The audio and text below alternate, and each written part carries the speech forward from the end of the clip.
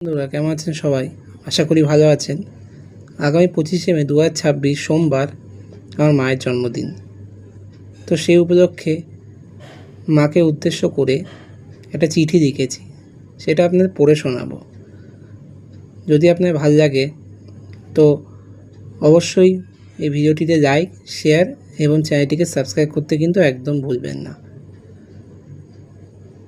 চলুন পড়ে শোনাচ্ছি মাকে উদ্দেশ্য করে লেখা একটা ছেলের চিঠি।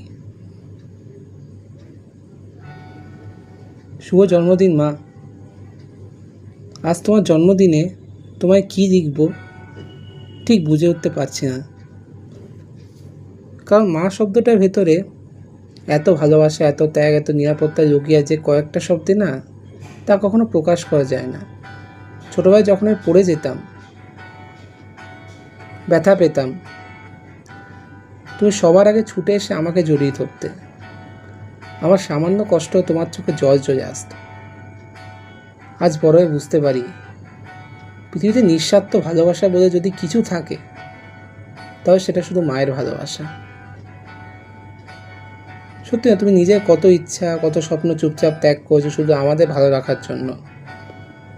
হয়তো কখনো ক্লান্ত হয়েছো, কষ্ট পেয়েছো, অভিমান করেছো, তবুও মুখে সেই হাসি রেখে বলেছো, আমি ভালো আছি রে, তোরা ভালো থাকলে আমি ভালো থাকবো।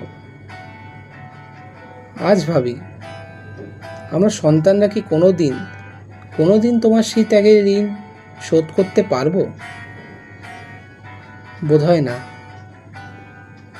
মা, আমরা তো সবসময় বুঝতে পারিনি। অনেক সময় পরিস্থিতির কারণেই হোক, ছোটোখাটো বিষয়ে হঠাৎ করে রাগ করেছি, কথা শুনিনি, হয়তো অজান্তে কষ্টও দিয়েছি।